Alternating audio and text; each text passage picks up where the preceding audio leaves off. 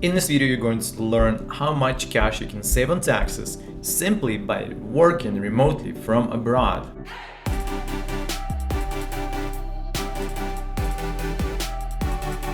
This video is for anybody who's able to work remotely, like you have an office job and let's say you still go to the office, but in reality, like you don't really have to. You could do everything from your laptop anywhere in the world. And actually, maybe you just have a business and you can do the same thing online, remotely. Hire somebody here on the ground, or maybe your business is completely online to begin with. So this video is for you. Coronavirus is just simply not going away. Like it's kind of like the flu, and we had flu for ages now, and it's not going away. We failed to eradicate the common flu. Now COVID-19 or COVID, whatever number that's going to come out after this, there's just no guarantee that we'll suddenly somehow will be able to eradicate that disease. So just to brace and prepare for more of a remote work style is a sound decision here, and there are some very, very distinct benefits that you will derive by working remotely, not just from your house, but by working from abroad. Let's break down this video into 3 sections. Section 1, the federal tax savings. It's probably the most significant chunk, especially if you're earning below $100,000. Section 2 is going to be state tax savings, and that's probably the most significant chunk if you're earning above, let's say, $200,000. And section 3 will run some of the scenarios with real numbers and real tax rates, just to show you how much and which scenario you will be saving every year just simply by working from abroad. Kicking off with section 1, federal taxes. This is the biggest benefit for anybody who's earning up to about $110,000.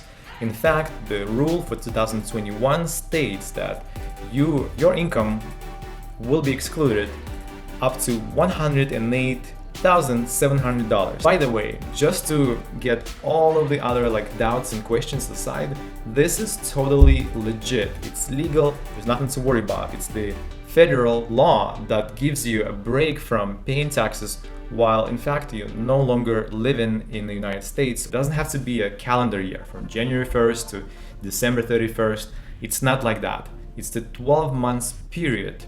And that means you can start really any month. It could be like April, June, November, and as long as you stay 12 months overseas, abroad somewhere, and do not spend more than 35 days in that 12 months period in the United States, then you are actually okay. You are compliant with the rule, and your income will be excluded completely up to $108,700. So that's a pretty sweet deal. Now anything above that level taxed at the corresponding normal tax rate. You can't exclude all of your income, but what you will be saving is $17,192 every year that you don't live in the States, that you work remote or you have your business remote. If you don't earn $100-something thousand per year, that's not a problem. The calculation is a lot more simple for you then. It just means that let's say you earn $80,000 or $100,000, and that means that you're just excluding all of your income. You still have to file, but as long as you file the right form, which we should cover maybe in the next video because it's just outside of the scope of this one, then all of your income is included. So that leads me to section 2. What about the state taxes? What are the savings associated with this? Less than the federal. The way the brackets are structured is just different, and the highest marginal bracket, I think it belongs to California. Yay, that's where I'm actually shooting this video from. The highest tax bracket there is 13.3%, which is significant.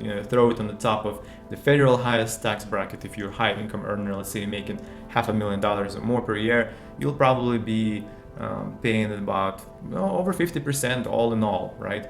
There's one huge distinction between state and the federal tax, the way it's handled once you move out. With the federal tax exclusion, you only exclude up to that level, 108.7. With state, once you move out of the state, all of your income is not taxed, but you just gotta do it properly. If you don't check some of the boxes, if you still have property here or you have some vehicle registered, let's say in New York or California, the state will come back to you maybe years later and it will say, hey, you did not properly separate from the state, so therefore you owe us some money. So if you're worried about this, and you have not seen my previous video, I'll throw it at the end on the screen here, so just stay tuned. You can just click on it and watch that, just so you know what to be aware of. If it's anybody who's earning more than, let's say, $100,000-$200,000, then those people are gonna see the biggest savings during the COVID-19 pandemic, during those like lockdown, shutdown type of situation when everybody just couldn't go to the office and barely could go to a grocery store. Some people were just like, well, I'm just going to relocate back to where I grew up or where my friends live and not pay the crazy rent, and also save a bunch of money on state taxes. They saved anywhere between $4,000 to $8,000 just by moving out of that state. So, but the question is, like, why stop there? Might as well leave the country for a little bit, work from abroad, and get some interesting experiences and save a lot of money. So with that said, let's just look into some scenarios. You're earning $100,000 and you live in California. The effective federal is 15.1% if you're earning $100,000. So, and 15.1% from $100,000, that's actually $15,100 each year savings. Now state's gonna be additional. If you live in California, the effective tax rate on $100,000 is actually 5.99%. Total tax savings, $21,093, exactly to the penny. May vary a little bit. Well, what about me living in a state that taxes zero? Let's say you live in Texas, you're making 100K, so you know what's in it for me.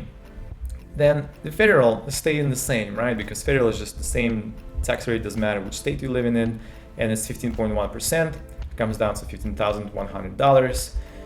State not applicable, obviously, so you just walk away with about 15K in your pocket just because you wanted to relocate. Easy enough, don't need to drill into this scenario. Watch this video to see what typical costs are. I'll see you next time.